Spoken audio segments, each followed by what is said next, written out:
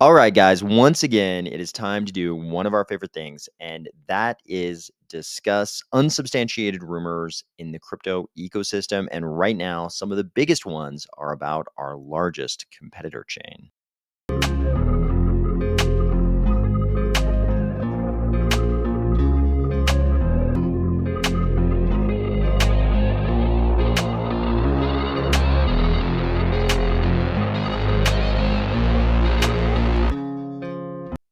If you really don't like rumors because you're used to being the subject of them, or if you're finding value in these videos, please consider delegating to the Army of Spies stake pool, ticker AOS.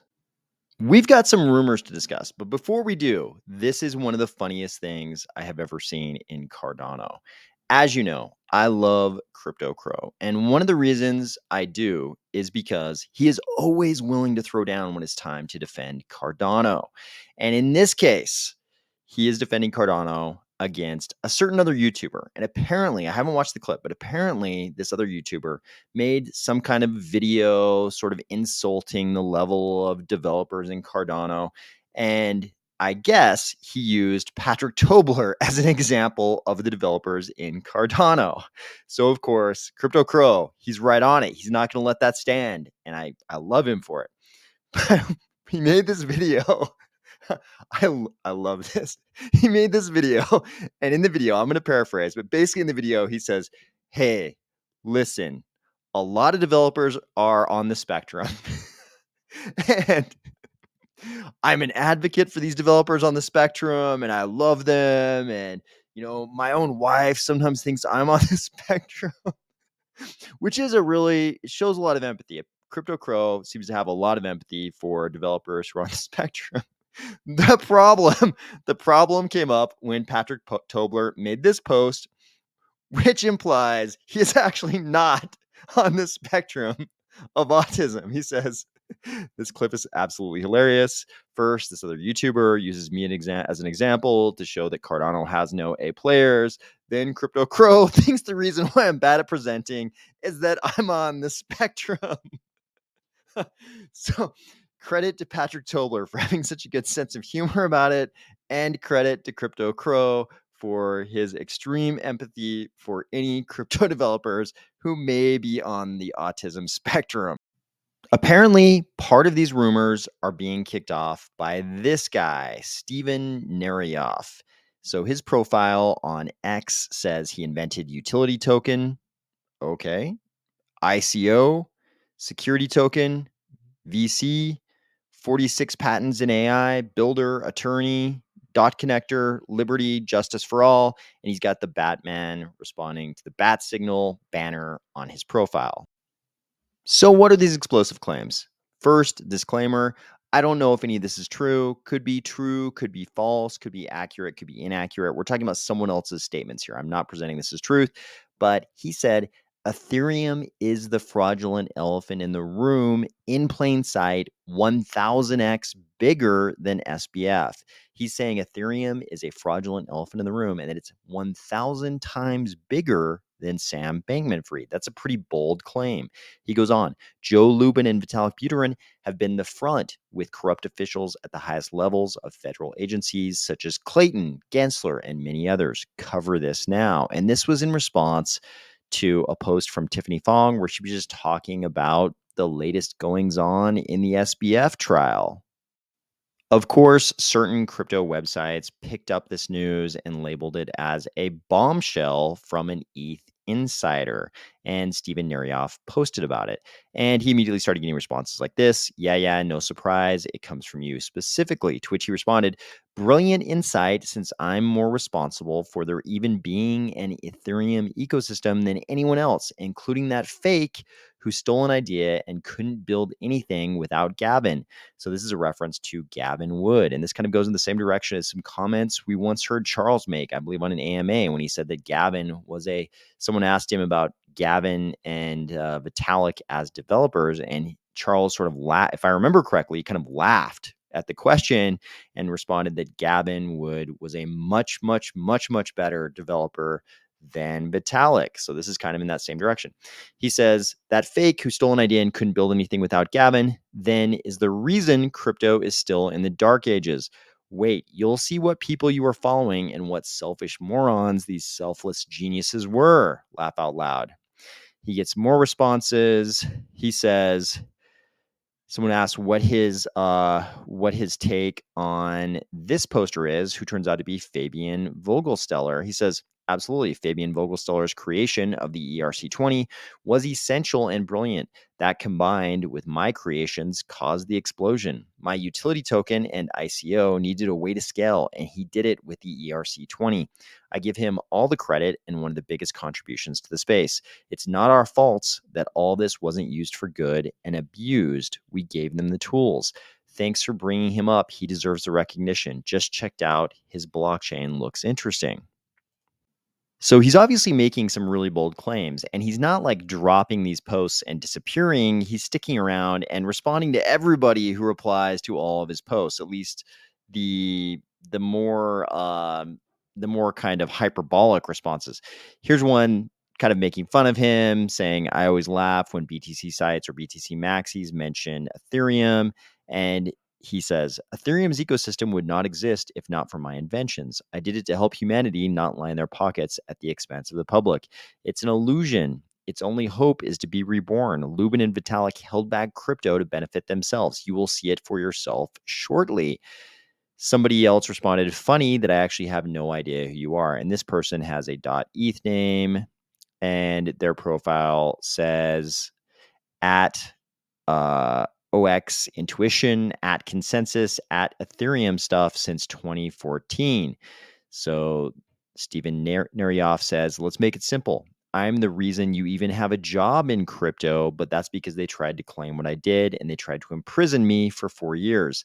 I also started Consensus. I think he's referring to the fact that this poster has at Consensus in their profile. Trust me, you will know, not your fault. I also hope to save this industry. So I know what you're probably thinking right now. You're probably asking yourself, what are we doing here? Are we just talking about a crazy person's ramblings on X? Because there are a lot of crazy people in crypto. But here's his attorney. Here's what his attorney has to say. And if we look at the profile of the attorney, it says former Manhattan career prosecutor and rackets bureau chief, et cetera, et cetera. So seems to be an attorney who has actually done something in his life. And he says this. Yes, Stephen Narioff has a case. It exists. We will be releasing all his filings in the near future.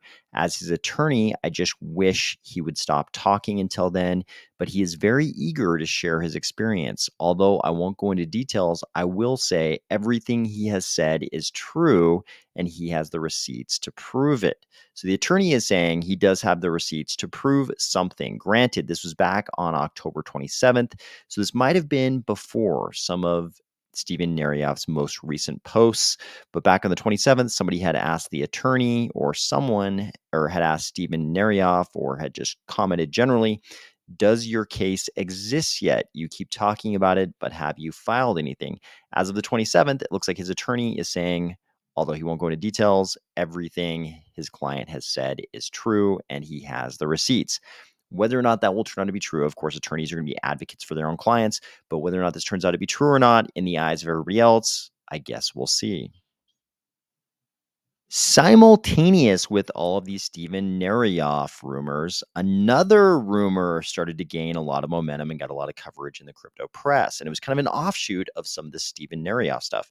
So Narioff posted, you know, it was kind of a post. It was in reaction to something someone posted about Vitalik. And he said that had to be fake, as he never tried to establish a decentralized currency. It was centralized from the beginning and is likely even more concentrated today.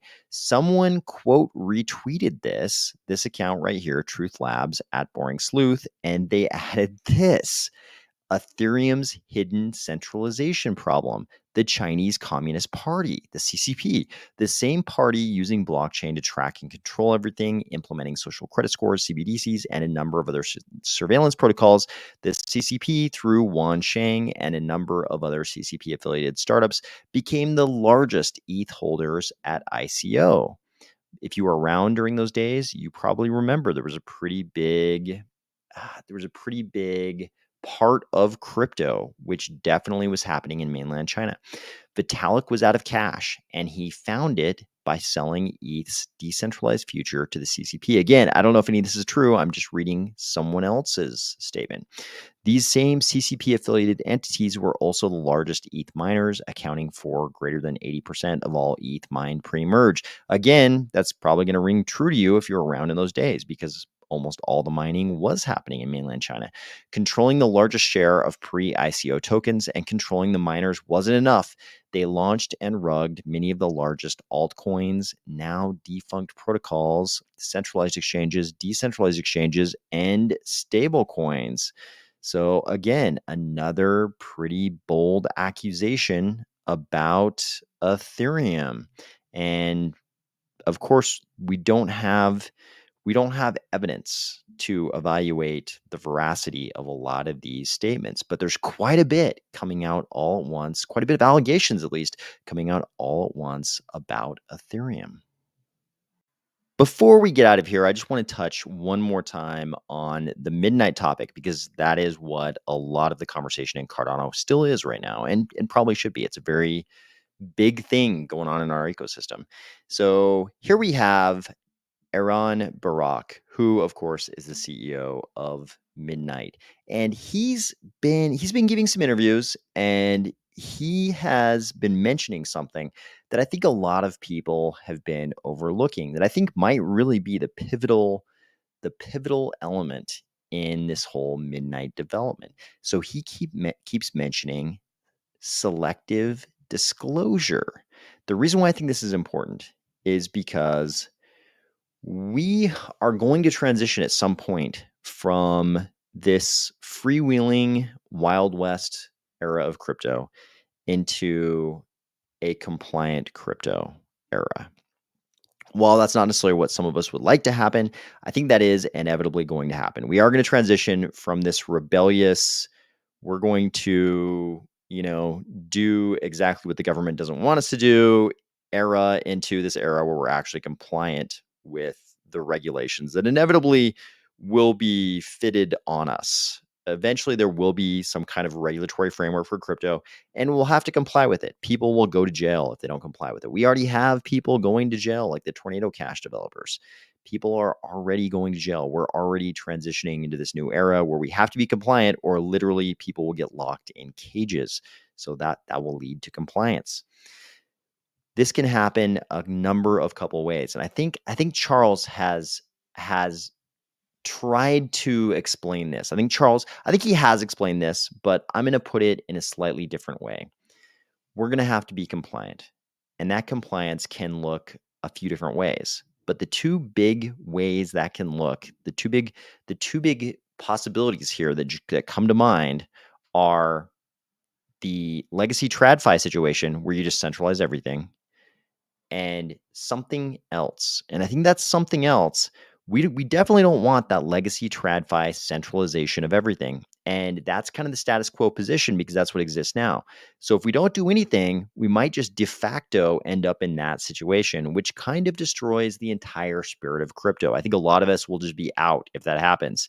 If JP Morgan and Goldman and the legacy institutions take over all of crypto because they already have the centralized compliance structures, I think a lot of us are going to check out of crypto. That would not be a good future for crypto. The other vision is selective disclosure. We're going to have some kind of disclosure, and either it's this centralized full KYC, disclose everything, TradFi legacy situation, or selective disclosure. I think we'd all prefer selective disclosure. We are going to have to prove certain things in order to be compliant because the systems will all also have to be compliant. I know some of you think you're gonna like live on boats and, outside the territorial waters of, all the jurisdictions.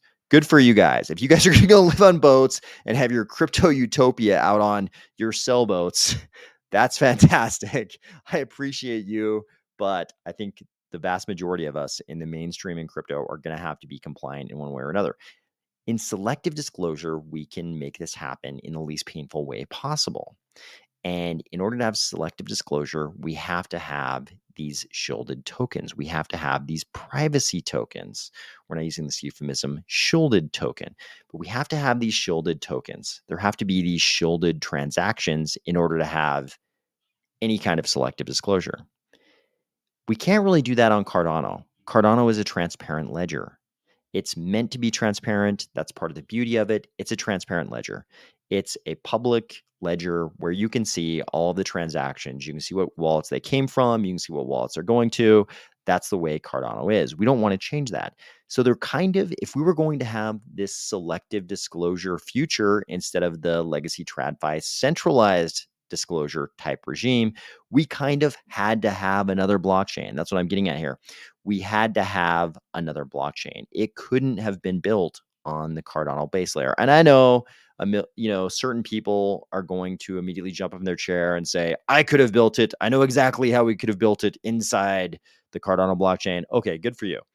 But it seems to me like the most straightforward way to do this, and maybe in reality, the only way to do this was to do this in a separate blockchain. I don't think we could have, as a practical matter, I don't think we could have built this inside the Cardano base layer because it's a transparent blockchain where you can see everything. And this has to be a blockchain that's data protected, that's shielded, where you can't see everything.